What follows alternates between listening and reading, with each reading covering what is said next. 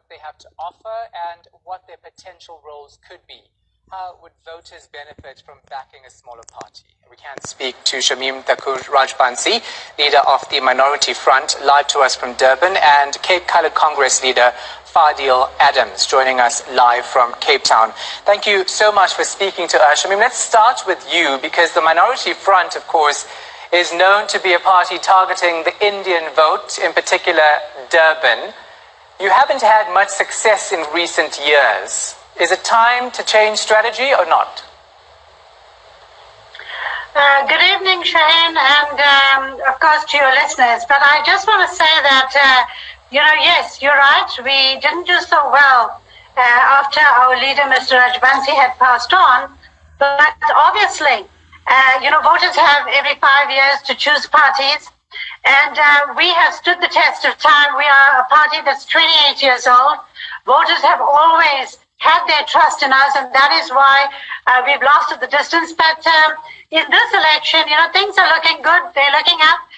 There's a lot of enthusiasm amongst the voters. All supporters are coming back in droves because they are fed up, of course, with the bigger parties and all the false promises that have been made. They've been really used to, the good care that the Minority Front always provided in the past years. So, Fadiel, I've been reading up on you in particular and what you've been saying on your campaign trail. You've been very unapologetic about targeting the coloured vote, because you say that coloured people have been marginalized for 27 years. Just elaborate for us. Well, for 27 years, coloured people have borne the brunt of BEE and affirmative action. We sit with the Human Rights Commission report of 2017 that says that since the dawn of BEE and affirmative action, the coloured community has gotten 40% poorer. We had a case in Cape Town, in the Western Cape actually, where 46 posts were available by the Department of Labour. 46 black Africans in particular were appointed, not a single Indian, coloured or white.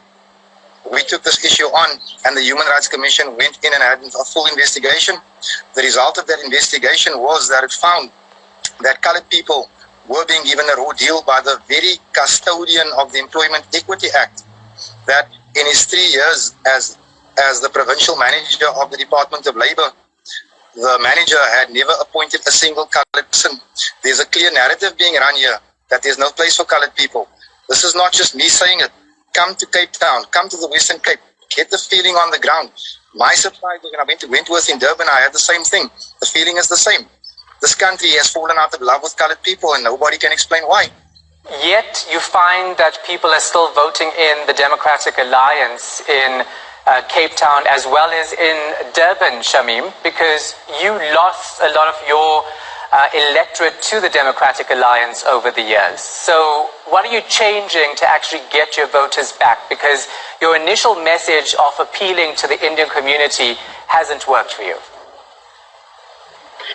Well, actually, it's about money power. Remember, the Democratic Alliance comes in with a lot of funding, lots of sponsorships, unlike our smaller parties. Yes, they do have a lot of the vote share currently, but have they really got things done for our communities? If you look at the way the former Indian communities and townships have been run down, it will show you pure neglect of this party and its false promises. Now, people are well aware of what's going on. They understand that they've been, given a raw deal by this party, and therefore it is people themselves that are now coming, looking for the Minority Front, understanding the role that we've played. Even if you may say it's race-based politics, but if you look at, say, the Democratic Alliance, it's still purely like a lily white party in terms of its complete structure. And people understand that now. They understand how skewed the budgeting is going, why certain areas are given preferential treatment to other areas, and yet their votes are being taken to, increase the numbers for the Democratic Alliance. And I think that there people have caught up with. And that's why they're coming back to the minority front, because it was their initial home and they've never been let down by us. We have always fought for their rights. The areas were clean. The infrastructure was working. There was hardly any crime. And, people had service delivery. Today, they can't find leaders in the Democratic Alliance. You only find them once in 5 years. When it's a big election, then they come to appeal to the Indian voter. But after the 1st of November, they will disappear, and then they'll come back another 5 years later. And, people are fed up with this. Yeah. It's the distrust. The same could be said for all politicians. They disappear after elections. Fadiel, I want to ask you the similar question about the Democratic Alliance and how they are basically taking control of Cape Town. Lots of colored people vote for the DA. We know that Patricia de Lille is now trying to appeal to them as well. So what sets you apart? Because that will be the one thing that people look at, right? It's not just about identity. It's what you have to offer as a political party. Okay, let me start at the beginning. Colored people have never had a true alternative to the ANC. The Democratic Alliance has run a very slick campaign based on Swat Gevaar. They've mastered it. Look, they've played it for 450 years. We offer the alternative. What sets us apart from every other party vying for the colored vote is that nobody can question our action. We've taken action every time colored people have been oppressed. We know when there's gang violence in the Cape Flats, it's the Cape Colored Congress that rushes to put an end to it. When colored people are not being employed, it's the Cape Colored Congress going out and shutting down business, demanding our people's share. When government is hurting us, it is the colored people taking them on. We shut down the city of Cape Town, you know that well, in the name of the colored backyarder. No one else has taken the position or the action that we have. We are not a party of speaking. We are not a party of intellectuals. We are a party of doers. You see, 27 years of manifesto promises and thinking has gotten us here as a nation. 3,500 of our sons will die on these Cape Flats this year. Many of them will be my relatives and my friends. We cannot sit back anymore. We cannot hand over our power every 5 years, like my colleague on the other end of the line said. We cannot vote for politicians who will get on that blue bus and leave and come back in 5 years' time. The DA still doesn't have a safety plan for the Cape Flats. I live in a war zone. The DA has nothing to say about it other than blaming the ANC. We should blame the ANC for everything that goes wrong at national level. But at a provincial and a local level, the Democratic Alliance is in fact my government. I cannot turn to my government.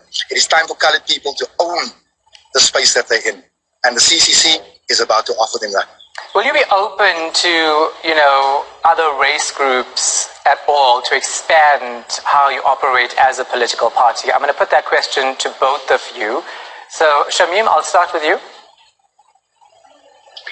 Well, if the minorities come together and they work in any sort of arrangement, whether it's a loose arrangement, whether it's a formal coalition, or even if it's an alliance in time to come, then that's the way that we have to go. Because currently our democracy is very fragile.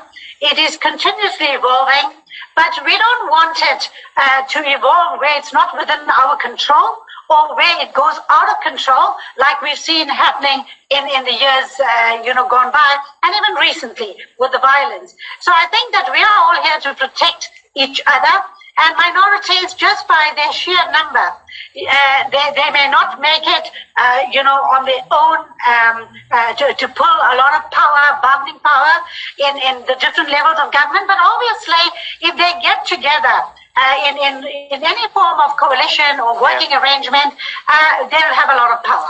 Shamim, I just need clarity on this, because I'm not talking about joining forces with other parties, but if you look at Phoenix, right, you have a community there saying to South Africa, we're not this racially divided community. Black and Indian people live together. White, Indian, black, all live together.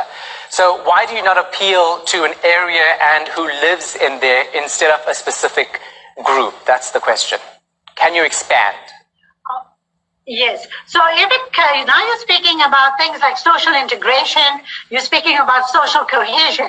And that, of course, is on the top of the agenda, even of minority parties. Yes, we may be predominantly an Indian party, But if you look at our list even currently, Shahan, you will see that I have got black African candidates. Yeah. Now, and even at our launch, we had a lot of black African supporters that had come from the Ndwekwe area. Now, there are people that we look after constantly. It's not like we alienate anyone. You look at Chatsworth and Phoenix, there are a lot of black African people that live there. There's even whites that live there. There's colors. And our doors are open to help all the communities. Okay. We don't discriminate because they're also minorities in a largely or predominantly former Indian township. All right. So that is why minorities are very important. Okay, get you. Fadiel, are you open to that? We have a white ward ward candidate in Ocean View, which is a 100% colored suburb. You'd be surprised to know how many Cape Townian black people back us. We are open to all races. This party was never a closed shop. We simply did not hide our focus. You see, everybody speaks multiracialism and inclusivity, but when you look at what happens in the parties, there's none of that. If you look at what's happening in the Democratic Alliance, if you look at what's happening in the ANC, the EFF, Freedom Front Plus, none of them are truly multiracial. We are the only party that is saying, this is our focus, and this is our core concern. And we are, as you said, unapologetic about it. All right, thank you both so much for your time. Such an interesting conversation, isn't it? That, of course, was Shamim Thakur Rajbansi, leader of the Minority Front, and Fadiel Adams, leader of the Cape Colored Congress.